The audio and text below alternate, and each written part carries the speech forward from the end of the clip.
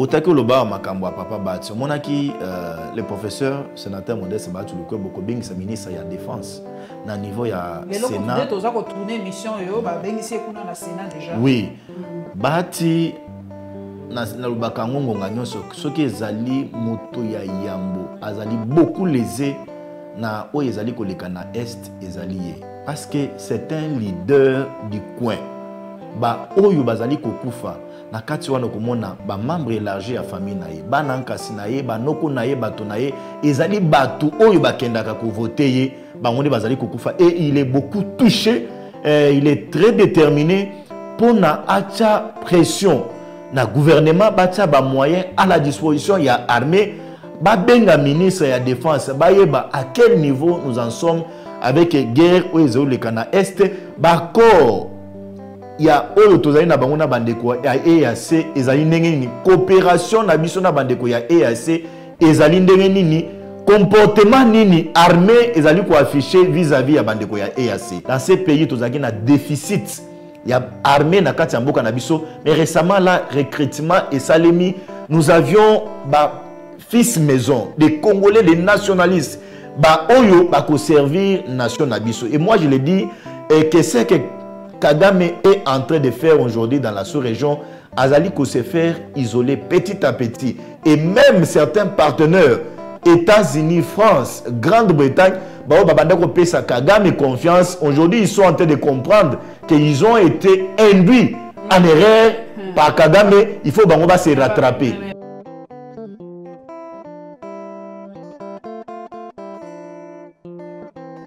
Na Papa Bazin Pembe. Pembe ou Pembe? Pembe. Pembe, voilà. Na Papa Bazin Pembe, toza ko solo la masolo ya mboka bandeko, masolo ezali ebele. Papa Bazin, sengo mingi akuta no lisusu mbali boso hein pour l'année oyo. Oui, depuis année 2023 bandi, c'est la émission nanga ya ya mbali boso. J'espère que ça yambara sukate. Bon, excusez-moi mon Papa Bazin, aussi aujourd'hui moi carte na lecteur hein. Non, na zuna no carte de lecteur na gâté. Bonne, bino pe baboy? Té, baboy té na rozala candidat à niveau députation nationale et provinciale. Mais j'ai préféré qu'aucun de ko s'enrôler na mboka pa nanga na décaissé. Yango nde décaissé ali wapi? Décaissé zali na Kasai, na Chikapa. Donc tous en frontière avec l'Équateur. Na aucun de ko s'enrôler kuna. On a eu comment carte d'électeur parce que circonscription na yo lingeza la kuna oui national na ozana Kinshasa awa provincial na kuna parce que na lingina diriger mbalo province ya Chikapa comme gouverneur. Et ça droit na yo en tout cas ya ko linga kobongisa mais Congo profond ba problème nini mboka na yo kuna na dekeseli nango ka ba problème nyoso to ko mona na ba province surtout particulièrement pour ça, défi n'y arrive non, na décaissé, défi ezali ebele. Tozali d'abord au territoire moko très enclavé. Nzela ya malonga ezalité. Tozali na hôpitaux depuis l'époque coloniale. Belge banoko batikela biso na maréchal Mobutu aussi paix à son âme. Mais entretien ezali tellement ya ebelité. Au mona ba mama bazali ko traverser village na village et c'est séparé na mai motopo na katisa kende bilanga azali kokota ba centimètre belé na mai ti na niveau ya kingo nazala ba image na botinde là malheureusement que tozana on a pouvoir té nous avons pris l'initiative ya ko sala ba pont na ba mboka na pona ko aider ba villageois bazali kuna bayeba comment survivre na banzelo ezala tu les gelou comme on a papa Pembe non tu les gelou na décaissé pas nanga et comité mais 145 projets ya 145 territoires les côté pas na loko ni ba ko sala kuna décaissé ngoko bakaboli ndenge ni ba 145 territoires pona lelo na bi na moni ba bi seye ba bene ba biloko ebele ba na mboka ba moni déjà na bypass eza ko ya pona ba projet 145 territoires pour na décaisser aux ana idée doni ba osala kuna pour na 145 na éviter au ba côté de la mission na décaisser mais pour un projet à 145 territoires décaisser et ko bénéficier na réhabilitation ya ba hôpitaux et puis na ba nzela na kotonga pe ba école parce que lobby programme il y a 145 territoires. J'étais il y a une semaine avec un groupe, il y a des journalistes, il y a PNID, il y a BCECO, si je ne me trompe pas, parmi les bateaux, dans un programme à 145 territoires. J'ai parlé avec eux. Na ba image na moni na koki ko rassurer na ba congolais ba kolanda biso et que programme il y a 145 territoires au président de la République a cela ko lancé na o etaleli ba hôpitaux na o etaleli ba centre de santé na o etaleli ba école. C'est une réussite. J'ai vu les images ba travaux ils allaient ko évoluer avec pompe. C'est une réussite dans la province. Il y a Mbujimai, Kananga, na Okatanga en général. Sauf que na ba Manono au Kotango ezali ko salema. Donc c'est une bonne chose. Na moni lisoso ba engin eye, ba ben eye. Oko ba kotinda sur le terrain pour na esalisa ba riverain, ba villageois wana ba se sentir peu à l'aise parce que c'était inconcevable que moto alunga n'était pas nangana décaissé. Aya kosala université kana Kinshasa, aya kosala université na Kananga, aya kosala université na Mbujimai. Mais ceux qui na contraint neti na décaissé, nous avons une grande université, tout ça na institut supérieur. Ba parents ba koki ko se contenter, ole ya batinda bana misika bana batanga sur place et développement mboka bandarande bongo. Donc c'est une bonne chose. Nous saluons mais et koki ko tinda biso tous à la case vigilant là où ça ne marche pas. Tout dénoncer parce qu'il y a un intérêt général et à Mboka na biso République démocratique du Congo. Tous on a Kinshasa papa nanga pembe. Bana Mboka ba kolela lela mingi. Mais bana Mboka pe misusu ponga na tanga kabango mingi balobi la loi est dure mais c'est la loi. Ko buka ba o baza ko buka kolo na Kinshasa. Appréciation papa pembe zalini yo ali pe moto mibeko. Balobi mais l'état utatekela kibiso yango. Tous qui mikanda e pa ya l'état. Mais c'est le même état, nous avons beaucoup de biso to sombi pas ina yemoko. Bazo indemniser bango pété. D'abord, nous allons profiter de micro nayo. C'est une émission très suivie même par l'autorité. Qu'on remercier le gouverneur de la ville province à Kinshasa, Ndeko Gentini Ngobila, Ndeko Jekoko, na initiative au bazui pour restaurer l'autorité de l'État. Na ville province ya Kinshasa. Anarchie oyo et cela qui s'est érigé na ville à Kinshasa et komaki et les kakindelo. Donc respect ya mobeko ezalaki te parce que tous nous sommes soumis à l'autorité de la loi. Même le président de la République Félix Antoine Tshilombo Tshisekedi soki atongi na balabala soki ndeko Gentini Ngobila ndeko Jekoko ba service na bango ba yebisi bango ke non lopango oyo ezali ya Tshisekedi, le pango ya membre ya famille ya Tshisekedi, le pango ezali ya première dame esengeli babuka yango. Deux poids, deux mesures et ça les maté parce que lorsqu'on dit restaurer l'autorité de l'État, ils ont des points à bateau surtout ba se conformer na mobeko. Bateau lelo na ville à Kinshasa, ba comme ko tonga likolo ba collecteur, bazo tonga likolo ba caniveau et yangonde banda ko boucher ville et zo permettre mbula soke beti bato bazala inondé. Ce qui est en train de se faire dans la ville de Kinshasa, moi je suis très content. Nazali ko féliciter Gentini Ngobila na ndeko Jekoko Mulumba. Mais na lingina profiter lissus na micro na yo, j'aurais appris que un certain Jean Goyi, ministre ya finance ya ndeko Gentini Ngobila, azali na 92 parcelles na ville ya Kinshasa. Awa, ça c'est une information que moi j'ai appris. J'aurais appris. Azali na 92 parcelles. À part 92 parcelles, on a balobi azali na mwana na ye moko, azali mineur, azali ko sala ba folie na ba boîte de nuit. À la fin de chaque semaine, azali na $5,000. Je me dis, ville ezali na ba problème. La ville de Kinshasa ezalaki sous index. À l'époque, il y a ndeko Kimbuta. Ngobile est venu, il a tenté de relever les défis avec Jekoko, mais apprendre que ministre na yemoko ya finance a na 92 parcelles. Moi na ya à la fin de chaque semaine $5,000 ka pour la folie et puis c'est un enfant mineur. C'est inacceptable. Donc ça il s'agit là. Non, je suis en train de nazolo bango au conditionnel. Ceux qui ba monnaie que non a kosi o ezali tribune non, ezali ozali nzuzité ba ya pe ko pesa ba élément contraire na oyo nga na pesi. Donc yo ali moto libeko. L'État doit te gagner bango ngoti. Tu réfléchis pe ndingo. L'État doit penser qui bango ngoti. Bon, sikoyo l'État yemoko. Bako poursuivre yete. Maman Paulette Soyebi na ville à Kinshasa otozaliawa mulangi ya primis ezalaki bien etina lelo ezali au-dessus ya mobeko.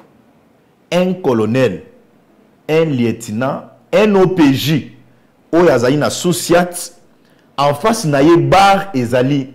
Cet OPJ là s'hazarde ya koyebisa mokolo bar ke ngana azali wana zo sécuriser yo matisa volume ya musique eza na bar bato au déranger ba voisin. On voit tozo mona on a vu la Kinshasa. Donc mutu yemoka la muki na tongo akei ko contacter un chef de quartier, akei ko contacter un bourgmestre, akei azo affiche parcellaire à Tonga, la place moko oyo terrain moko ezali terrain moko marécagé. Et là l'État cause n'a part de responsabilité na moto n'a part de responsabilité na. Maintenant là que l'État a compris que non nazalaki na erreur et sengeli ko faire restaurer l'autorité de l'État parce que na droit to lobaka dur Alex la loi est dire mais elle reste la loi. Nul n'est au-dessus de la loi. Même le président de la République n'est pas au-dessus de la constitution Bokanabiso. Tshisekedi est frappé aussi par les lois du pays lorsqu'il viole la loi. Donc batulelo bao bazoko sazarde tangu ba autorité ya ville bazali ko buka bazali ko lobe que no sengeli l'État a indemnisé biso sengeli bayeba. Mais il y a aussi un problème. Ce qui l'État a livré qui au titre de propriété morozana un certificat d'enregistrement. Aussi au Tonga déjà, il revient à l'autorité, il revient à l'autorité à l'État, bazana ba expert, na ba bureau na bango ba tindi ba expert ba ko évaluer ba non. Et loko moto atongyo yo asali ba dépense na ye belé to calculer ba dépense to ba comment ko restituer, l'État peut faire ça en termes de réparation. Mais au yezali ko tonga malelo na ville à Kinshasa, je ne vois pas comment l'État a koki ko réparer oleka buka ninga zo buka. Je te donne un cas ya nani oyezo salman avenue du stade na baro babengi mwana soki mwana mboka bari moko na Victoire wana babenga kaoni comment ayebite baro banakin bari wana isamblerait kezaki mwa bo moko ya ndeko Kimbuta na ba masa na ye ba bando ke ndeko se divertir place wana ba tonga likolo ya caniveau. Atonga likolo ya caniveau. Mais aujourd'hui, les autorités ont pris conscience. Non, il faut détruire. C'est une bonne chose. Mais j'insiste. Des poids, des mesures, et à la tête. Ce que les membres influents, il y a union sacrée. Nde atongi na kati ya balabala. Jekoko, Gentini Ngobila, babangate, baboukaye. Si c'est un général, babangate, baboukaye. Si c'est la famille du président de la République, babangate, baboukaye. Parce que tous nous sommes soumis à l'autorité de l'État. Nabanda ko mon na ben dengali mabazo buka, mais j'aurais appris que tant bazo buka bamoni banda ko mososo ah on ndoko ya ministre ya boebatiki. Non, ça c'est de l'injustice, des poids des mesures et causes à la tête. Bobuka pona bato nyonso tout. Ba mososo ba se sentir les étés, ba mososo ba za na ba privilège. Non. Nous tous tozali égaux devant Mobeko. Devant Mobeko. Avant que na makambo est to dossier est to na yebi ko uti Lubumbashi. On m'a quand même stade ya Lupopo. Oui, non, j'ai na monaki stade, il faut qu'on remercie le gouverneur à Lubumbashi. Ndekoja Kiabula Kate au Andan dinenge bazo benga na Lubumbashi. Vraiment coup de chapeau na ye. Na monaki stade ya Kibasa et puis nazo mona epé azo sala lisusu o ya Lupopo, même à part ba stade faut aujourd'hui qu'on félicite Jacques Kiabula. Vraiment c'est parmi les gouverneurs au Bazali conscient il y a qu'on relever des défis parce que tout ça la province est potentiellement riche mais comme on a balaba les alités mais Kiabula lelo aux sentir que nos propriétés les na ville à Kinshasa mais propriétaires il faut le dire ils allaient beaucoup concentrés car à côté il y a golf.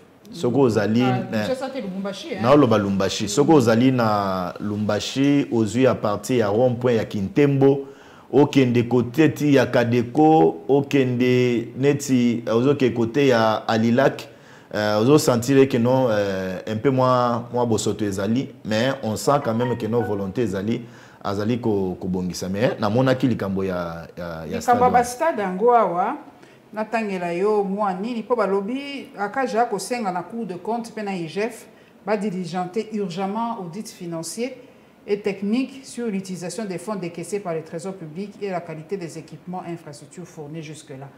Ministre pas à rassurer à lobby à ko sala nyonso po ba homologuer yango le plus vite possible. Papa yo ali mutameli wali pe muta mwana réfléchaka. Ba lobby mbongwe bimaki. Mbongwe bimi. Mais pour na nini misala ngo salami na tante. Ba yeba ki bien pe que ba inspecteur yakaf ba ko ya ko benga mini. Ba ko bandele inspecteur ko inspecter. Ko inspecter. Ba inspecteur ba ko ya ko ti miso po batala. Pour la nico que c'est biso soni bo babo stade de Marti, babo stade ya Popo, ba homologuer kaka ya Katumbi. Pour na nini to saka makambo jamais to sisaka makambo à temps. Ce qui mbongo bimi to sisaka makambo à temps te pour na nini. Siko nani ba ko sanctionner na ngonga oyo. Faute eza nani. Donc na likambo ya stade na information nga nazaye nango esengeli ko faire éclairer opinion. Ba exigence ya 2023 ya CAF. Ezali ke nenge tozali na stade de Martyrs bongo. Tribune ya presse et sengeli ezala na sortie moko direct vers salle de conférence. Mais et pas na biso awa tozali na stade moko déjà construit. Tozali na stade moko oyo bazali difficile ya ko réhabiliter.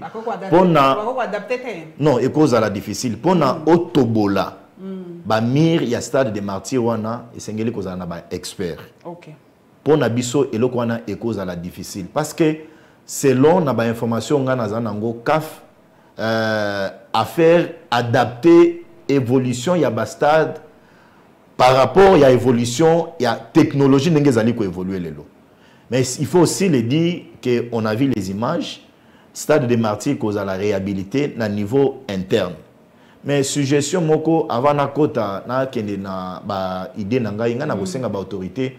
Bien sûr que non, l'élo, dans la ville-province à Kinshasa, même sur l'étendue de la République, nous avions un problème, un lien au yoba politique, qui se réunir pour que nous ayons une opinion nationale et internationale, que nous ayons locaux. Nous avons une place vide des alisotés.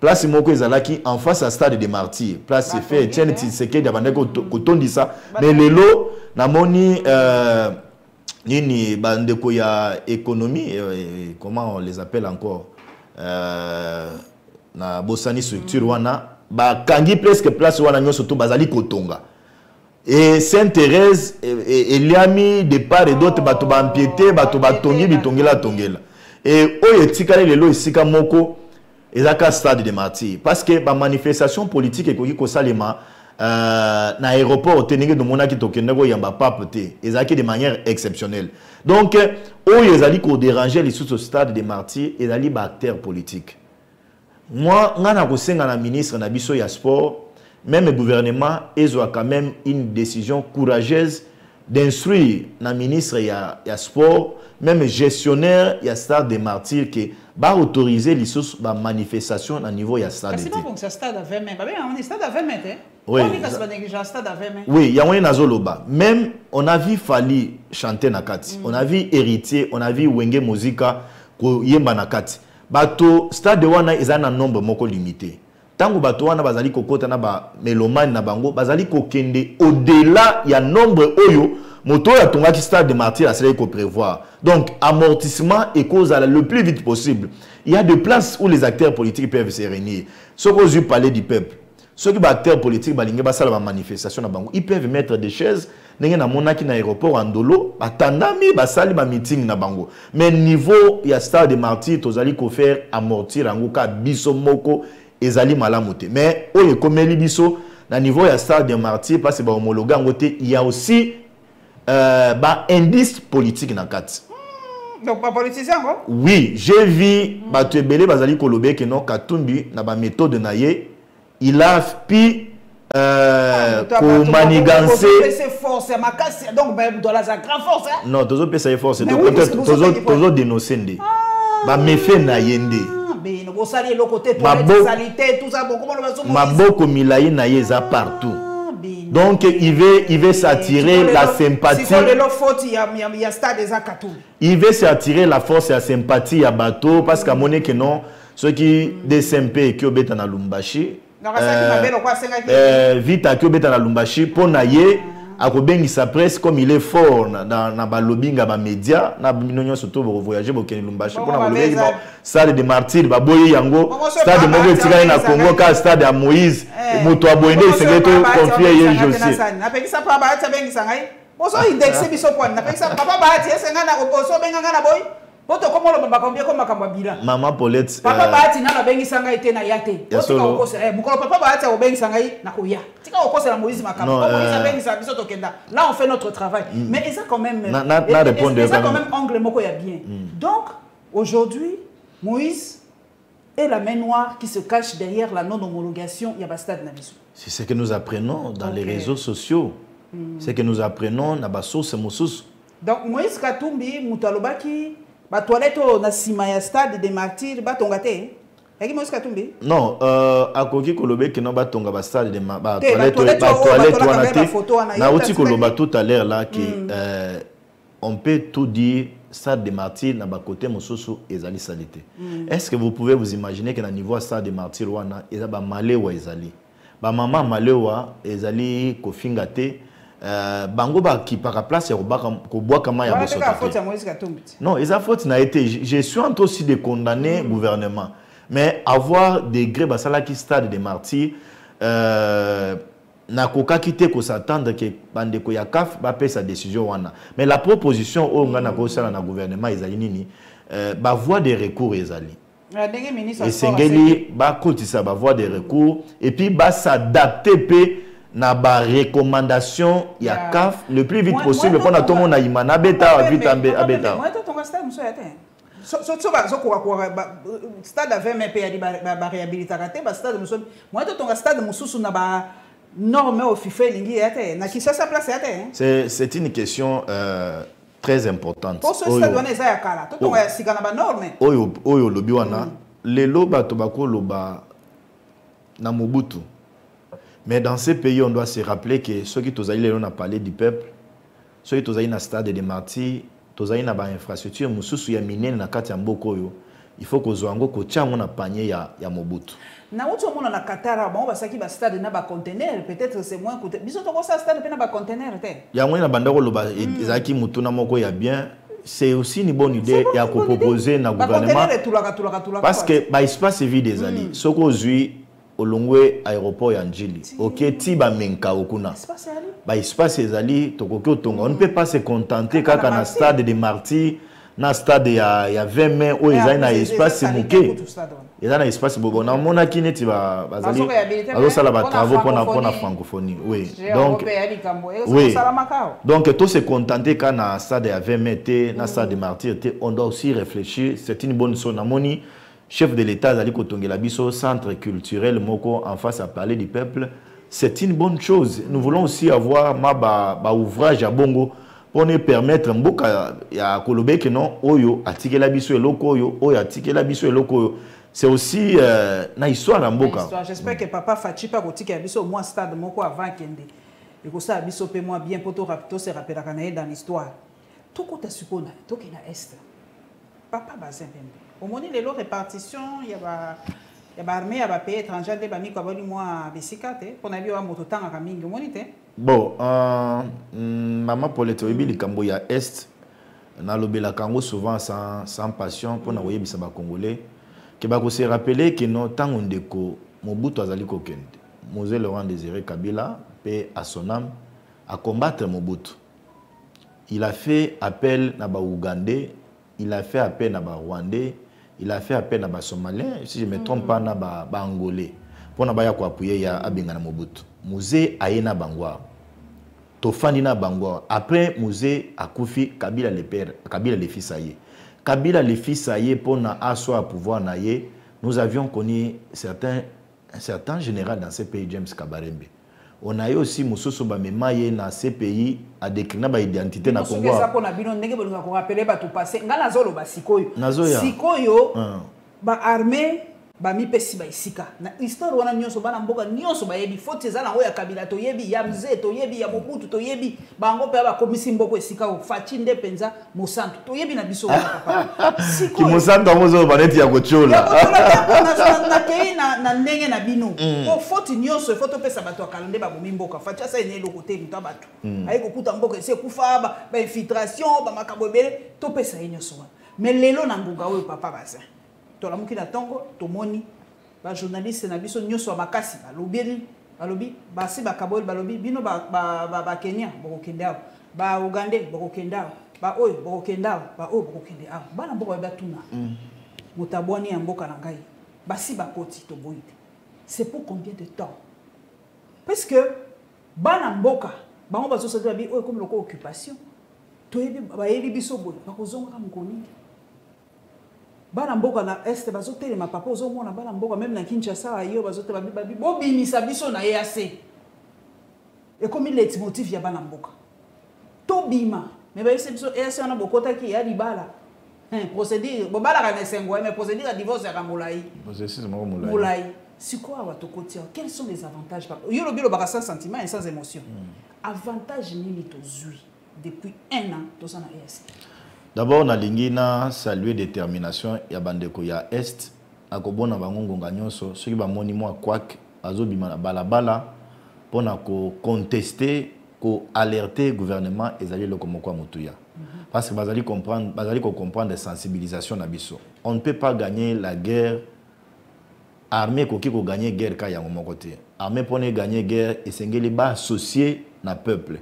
Parce que Moutoua Liboso ayebaka que non ennemi à côté et dans des peuples là qui n'a quoi avertir l'armée. Donc la mobilisation où ils allaient ko salema na est amboka na biso ezali ya kitoko. Ezali lelo neti ya bandeko ya luchate bao bazalaki manipuler amususu bazali ba goigoi musale zate musala na bango ekoma ika okende balabala ko recourir na communauté internationale pour na pesa bango lo chocho ba mususu lelo ko to bakoma ba réfugiés. Bazali bato alucha bakoma ba réfugiés na poto bazoluka bazo amukanda bafa na poto mais babosani oyezalaki combat na bango. Donc ce que nos frères de l'Est font c'est encourageant. Otaki loba makambo papa Bati monaki le professeur sénateur Modeste Bati Lukwe Bokobing sa ministre ya défense na niveau ya Sénat. Les gens qui tourner mission yo ba bengisi kuna na Sénat déjà. Oui. Bati na lubaka ngonga nyonso soki ezali moto ya yambo azali beaucoup lésé na o ezali koleka na est ezali ye parce que c'est un leader du coin ba oyo bazali kokufa na kati wana komona ba membre élargi ya famille na ye bana nkasi na ye banoko na ye bato na ye ezali batu oyo bakendaka ko voter ye bango bazali kokufa et il est beaucoup touché il est très déterminé pour na acha pression na gouvernement batia ba moyen à la disposition ya armée ba benga ministre ya défense ba yeba à quel niveau nous en sommes avec guerre au ezoleka na est ba corps ya oyo tozali na bango na bandeko ya EAC ezali ndenge nini coopération na biso na bandeko ya EAC ezali ndenge nini comportement nini armée ezali ko afficher vis-à-vis ya bandeko ya EAC. Et j'aimerais dire amoyoka kiawa olobi to continuer na histoire te. Obi Kagame a infiltré ce pays. Kagame a su convaincre na bandeko Émirats Arabes Unis, ma partenaire mususu ya minene ke na koki kote ke la bino or, na koki kote ke la bino cobalt, na koki kote ke la bino cuivre. Boya ko implanter ba usine ya raffinerie, ya raffinage et pas na ngai na Kigali parce que j'ai ma matière première nyonso wana. Mais le travail que le président de la République, Félix Antoine Tshilombo Tshisekedi, azali ko sala lelo, ezali nde pona ko boucher ba trou nyonso wana. Et ça peut pas se faire d'un coup. Il faut lobbying ya makasi, il faut diplomatie ya makasi, il faut ba contact extérieur ya makasi. Donc tous ces déplacements au président de la République, les lois azali ko sala, ba to ba mona ngone tino ezali ya pambate, ezali ya tina ebele. Mais bandeko ya EAC, nenge ba yewa na mama Paulette. Moi, je l'ai toujours dit que confiance nabiso ezalinde na kati ya armée nabiso. Les Congolais va se rappeler que dans ces pays nous n'avions pas la loi de programmation militaire, mais nous avions cette loi aujourd'hui au niveau Yamboka nabiso. Dans ces pays nous étions sous embargo. L'embargo a été levé, régime à notification ezali les ressources nabiso. Dans ces pays nous avons un déficit Il y a armée na kati mboka na biso, mais récemment là recrutement et salemi, nous avions fils maison, des Congolais, des nationalistes, oyo ko servir nation na biso. Et moi je le dis que c'est que Kagame est en train de faire aujourd'hui dans la sous-région, Azali ko se faire isoler petit à petit. Et même certains partenaires, États-Unis, France, Grande-Bretagne, Kagame confiance. Aujourd'hui, ils sont en train de comprendre qu'ils ont été induits en erreur par Kagame. Il faut se rattraper. Mais papa Bazel mais bazo PCK ba aide malgré erreur on va dire ba osala ba mais bazo soutenir bazo PCK ba aide. Bazo PCK ba aide, il faut couper les cordons ombilicaux ya Kagame o ezo nourrir ye. Et ça ba minerai na biso ya S. Lobby est-ce que ozomona régime à Kagame n'enge zapelelo lobby na moni marche na Kigali ba marché ba Rwandais ba marché so ba se ba kati ba signo to kotala ba ndenge non moi ba kati oui ba kati j'ai vu na internet ba marché bazo ça la déclaration pour na ko condamner comportement ya Kagame eza ba avancer moko o esengeli biso oui mais vous êtes oui je peux non na pototé je peux après émission vous envoyer les liens au Mona Otala j'ai vu les gens marcher je n'ai jamais trompé vous avez démagogue dans vis-à-vis à peuple azolokola c'est une réalité par rapport à couper la signal papa Bosemba a raison bon moi je l'ai dit na monaki lokwana nazaki na ville province à Kinshasa il fallait qu'on remercie le président il y a CESAC na collectif nous surtout bazali ko accompagner c'est une décision courageuse parce que nous sommes appelés à travailler Kagame na ba front surtout sur le plan diplomatique sur le plan médiatique aujourd'hui il est très affaibli azoko kalisu sote ko utiliser ba média ya libanda ou ya bande ko utiliser parce que certains ont compris les réalités des choses avec la sortie médiatique, il y a président de la République. C'est que, c'est ça que va salaki, ezali, eloko moko ya motuya. Maman Paulette, na lingi aussi de cette émission. Je vous en prie, oui. Na lingi na profité na micro, parce que lobby likambo ya c'est ça. Na senga bandeko ya service. J'ai vu dans les images, arrestation, il y a un frère à moi, un ami, qui je partage énormément Mabilo Kebele Ndeko Manix Yenda. Nazo senga la bande de service. Bien même que Manix Lelo Azali complètement oublié par les journalistes. Bao bazarana besoin ya ba vie na YouTube. Les journalistes ont besoin de gaz, nazo lo bayote parce que toi tu es déjà aux a déjà connu dans le salon politique. Les journalistes ont ba faire vivre les médias na bango. Et à part les journalistes, wana bana poto. Na ebe kino ndenge na olo baboy ba ko finga ngai belé. Moi je m'en fous. Bana poto ba tinde la ba politicien musu na ville à Kinshasa, tinde la bango ba chaussette, ba tinde la bango ba soulier, ba tinde la bango ba chemise, ba tinde la bango tina biloko mususu. Pona bango balata. Pona tango ba oleka na télévision bazo s'en prendre na tiseke des encouragement na bango. Mais vous avez oublié la famille de Manix. Obosani moi si na ina bana na ye. Manix c'est le loi za na boloko. Yangoni nazo conseiller pe na bilenge netio yanga to leka na télévision bana poto bakosa kabiso ebele nazo senga yoko kata biloko ngana olobote bana poto bazo kosa biso ebele e mususu bazo kosa ebele za bolojwa bolojwa yako leka mususu bazo kosa ebele za bolojwa bazo kosa Manix lelo akangami nazo mona te lokala Patrick azo lobela yete alukaka ba vie na ba YouTube na ye na ba mususu Manix Lelo, il est aux arrêts, nazo senga na bato service.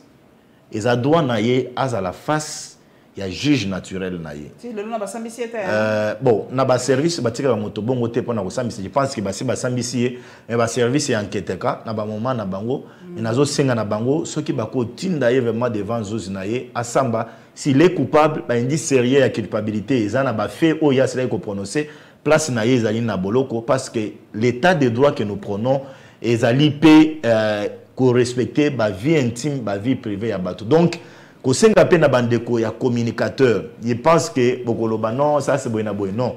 Nous passons dans les médias et sengeli pe to le bela likambo ya Manix Yenda, c'est un frère azali na moment ya passe Sengeli Peto le Belaye pour faire voir aux autorités que non, ils ont mal et j'aimerais aussi dire, ingratitude, on a constaté dans les chefs, il y a Matata Mponyo Mapon. Asundoli Manix. Alors qu'on a vu Matata, n'a pas problème, n'a pas démêlé la justice. Celui qui a pris le devant, c'était Manix et Yenda. Mais Matata Lelo, parce que Manix Bazoyo Kanate, na Franklin Chamala, Chamala Zoko Kate ko gérer LGD, a créé Manix pas problème, a bengani de manière un peu abusive. Lelo, a Bossani, Ndeko Manix et Yenda, ba Bossani ba bienfait surtout. Au Manix à l'endroit de Matata, c'est de l'ingratitude. On a constaté et pas yande ko Matata Mponyo Mapon. Na ko senga na vie nangai Floride Zantoto. Aye ba koma ko plaider ka yande ko Matata Manix c'est pas Matata. Ba kenata ko ta la famille na ye, mwana na ye, na mwasi na ye vraiment vous allez le comme quoi. Je crois que le message est comme pas papa Matata Mponyo na bika zaka moto ya Boania. Ako yoka message peut-être à réagir Floride Zatoto na pesi pe bonne année mais balobi pe oko lobi ka communication balobi mokonzi mboka ya solo to lokuta balobi discours na ye kolela leleki ko se plaindre leki bato nyonso na mokili basi bayebi ke zali Rwanda mutazali ko attaquer biso balobi et comme le quoi récitation ngana landaka penza na popo bana mboka atika a agir sikoyo. Papa, non, au contraire, Ngaï Nazali ko saluer avec vivacité la sortie médiatique, il y a le président de la République. Sortie médiatique, il y a une ezala na kati yamboka, ezala libanda yamboka, ezali récite moko total. Et le message est apprécié et c'est un message fort. Yakoloba, l'agresseur de la République démocratique du Congo, Lelo, ezali Rwanda. Yenda Zali ko financer M23 avec ses sanguinaires, il y a Paul Kagame. Et ça, vous savez, c'est tout à fait normal que Batolelo, les chefs de l'État, va sortir médiatique parce que nous étions habitués dans ces pays à un président de la République qui Baba. Congrès, journaliste a tendre micro non, je n'ai pas le temps de parler. Je n'ai pas le temps de parler à l'Ekinaï. Mais tu sais que d'ailleurs, ce courage-là, la tribune des Nations Unies à s'exprimer, dans le forum surtout au Bazali Kolobe, la paix, sécurité, développement, économie, tu sais que hausse les taux. Azo se limiter quand place où on a été et Azo lancé un message moko vibrant. Naba investisseurs qui venaient investir en République démocratique du Congo. Bon les catés via Rwanda, bon les pas partenaires Moussouté, venez conclure avec la République démocratique du Congo parce que nous avions la qualité. Rwanda a la qualité, c'est nous qui avons la qualité. Mais à Sina, il y a un contrat. Na batonini. Tu sais qu'est dit na barondé.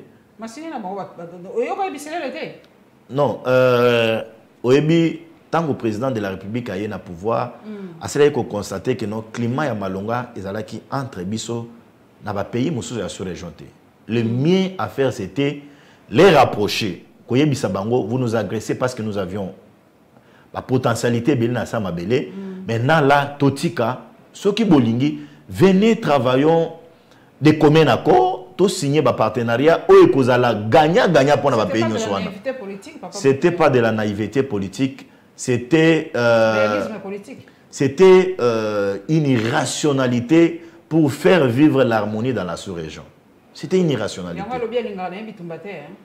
Bon, Obi Bitumba, Toyebi Koma et Bandaka, mais joue aussi la Toyeba Kangote. Tu vois ce qui est en train de se faire aujourd'hui avec la Russie. Entre Russie et Ukraine. Au moment où ils ont les Kalelo, et Bandaki, va tirer des ficelles, et puis va continuer à Kati. Tango Biso, Togo Lingato déclencher guerre na Rwanda. Oui, la Constitution nous donne cette possibilité-là de le faire. Mais c'est que non. À Waliboso, nous avions les élections.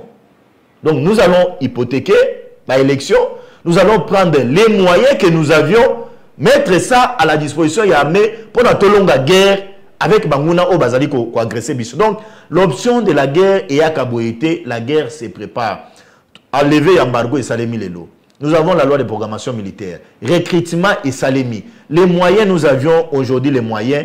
Maman Paulette Saoué en rassuré que ceux qui ont déclenché guerre, les moyens surtout les réunis, nous allons vaincre la guerre. Donc longa yango et parce que volonté politique ezali ba moyens ezali mais c'est avec le temps il faut aller dans ba tactique parce que il faut payer qu'on assurance il y a ba partenaire mususu Rwanda za na ba partenaire belé na simanaye biso pe to za na ba partenaire biso to ko président Sadek était papa biso za partenaire to ko za Sadek était non toza na Sadek na maboko na biso le chef de l'état azali ko kamba yango c'est une bonne chose obi bato ebele bazolo bano ba monaki chef de l'état na Comore obi te président à Comore azozwa tête ya Union africaine. On a vu ministre des Affaires étrangères ya Rwanda ko kende kuna. O bakenda ko solona est-ce que biso to yebi sengela ki la diplomatie c'est ça. Il faut ko kendo détruire argument ya moninga na yo. C'est le pourquoi ya ba voyage ya Tshisekedi c'est un fait diplomate. Olobi kuna ministre des Affaires étrangères. Bongo biso ministre des Affaires étrangères rôle na ezani. Est-ce que ça a obligé le président de la République à kenda partout? Non, mais s'il y a un ministre qui a travaillé les lots, qui saluer bravo na bango. Il faut aussi saluer le travail de Christophe Lutundula. Apala, si je ne vais pas prononcer bien, Akolimi Sangai, a travaillé avec efficacité. Il faut qu'on remercie tous. Namboka Oyo, avant le régime Oyo Eya, c'est presque les médias non surtout à l'unanimité. Babandako décrier comportement. Il y a un ancien ministre des Affaires étrangères, c'est chaud qui tourne, ceux qui tournent de Témososo. Donc, on va place sur ceux qui battent Christophe Lutundula et qu'aucun de mieux amis. Maintenant qu'Azali au travail, nous avons intérêt à l'accompagner, à les féliciter. Mais place Baïré Azali, nous avons aussi intérêt à voir une excellence. La place où on a au foot, ils ont bien été, place où ils ont malam, pour n'emboquer qu'il y ait des bosses. Mon ami Beko, papa Nangaï. Tokobimana est assez toté. Bon, Kobimana est assez, ils allaient m'abêter, mais d'accord, nous sommes évalués.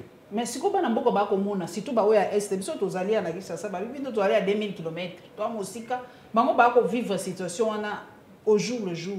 Bazana bato wana au jour le jour. Bazana bato M23 au jour le jour. Bango de bako senga bako bana mokonza mboka papa ba bima to ningi bango te. Biso tozoko lo baba procédure mais bango bako vivre ngo na misuni to komona ba image to komona ba lobi ba barrière ko senga bambongo boyina. Mokonza mboka il est le président du peuple ayo kakana no population na yete. Population c'est ba lobi to longwa. Ceux qui tozana na ba gouvernement oyo lelo ezali koyoka mbela ya peuple sengeli to remercier gouvernement ya premier ministre Jean-Michel Sama Lukonde.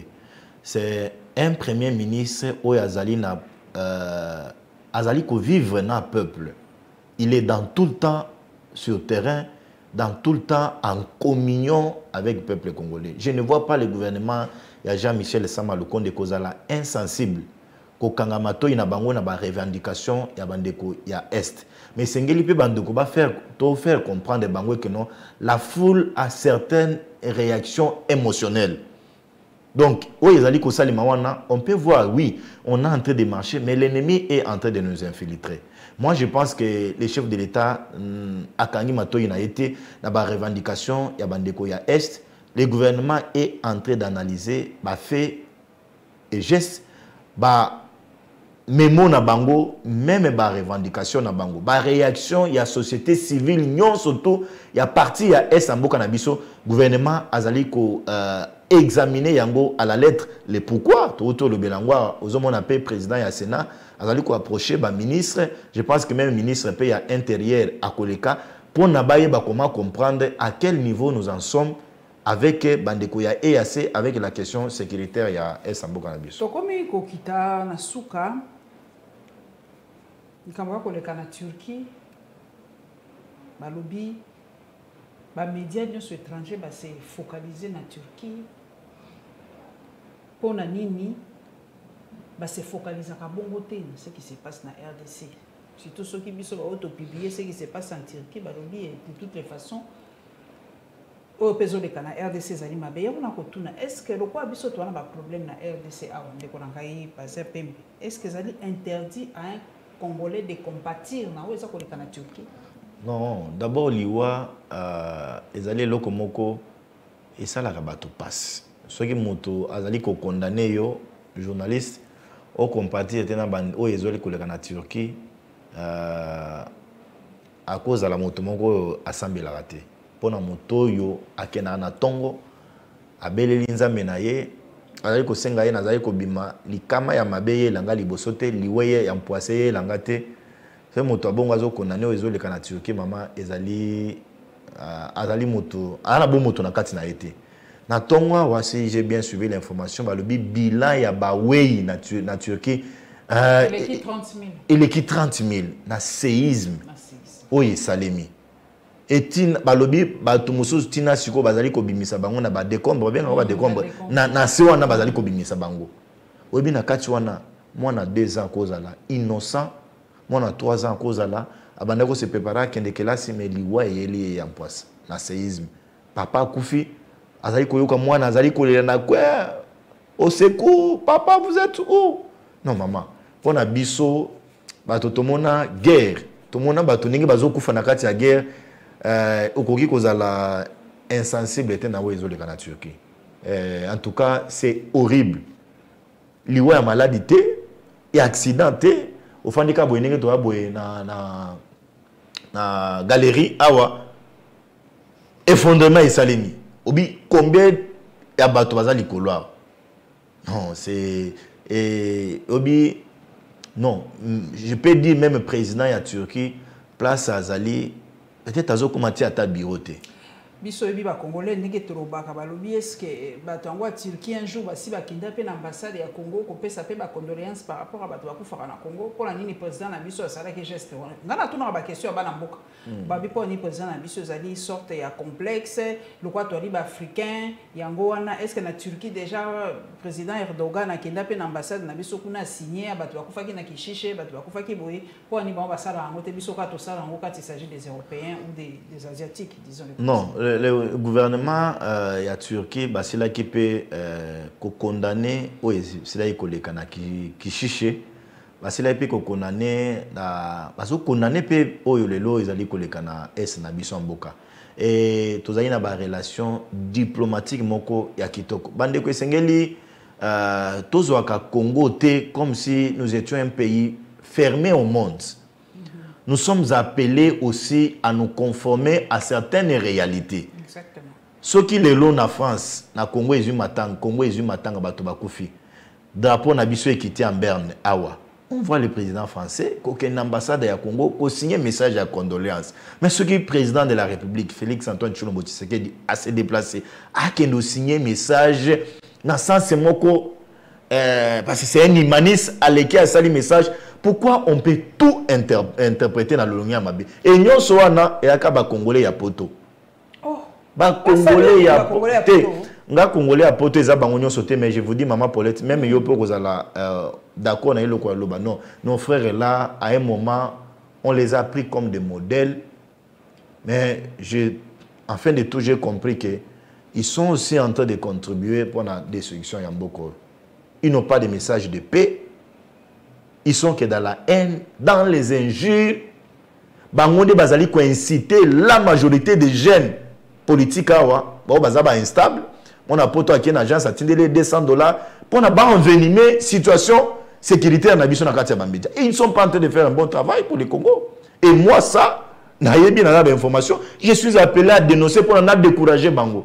Na yebi sara bato a poto wana ke place bozawa na yamboka ba paye.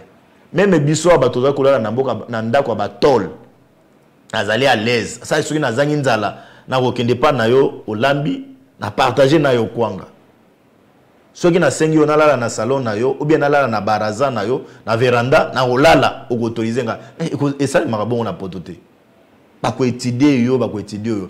Les gens doivent comprendre que dans tout ce qu'on peut faire nous avions un dénominateur na biso o ezali ko réunir biso ezali oui ezali République démocratique du Congo. C'est une nation o esengeli biso to bomba yango neti liki quand ndenge moto alobaka non ata bazo bunda na protéger lisu na ngai zo akute protéger Congo kabongo mais ce que ozali banda mboka manifestation ezali na Congo otindeli bato mbongo bakendo somaka ba bidon d'essence pour na batumba. C'est pas bon, c'est méchant. Merci en tout cas papa Bazin Pembe, merci na maloba na yo kanisi biso papa Manix Yeda to kanisi pe oyo azali susu na prison makala papa Jimmy Kitenge ba wana bazalaki bato tozalaki penza koyamba mingi na sololi awa Nzambe abatela bango bakonzi ya bango ya ba parti politique ndenge papa Bazin Pembe balobi batia pe mwa loboko batia misu ba soutenir bango parce que bango bazali bato ba portaka penza combat na ba média. En tout cas, j'espère que Maloba na biso ekombeni bakonzi ya ba autorité morale ya ba parti na bango basunga bango po boloko ya lipenze sika malamu te. Merci na papa Bazin Pembe, merci na Charlie Chango, merci na bino nyonso bokolanda biso na la Lion TV officielle. Pe ba chaîne partenaire, bo cliquer, bo liker, bo partager, pe to komona na balasi.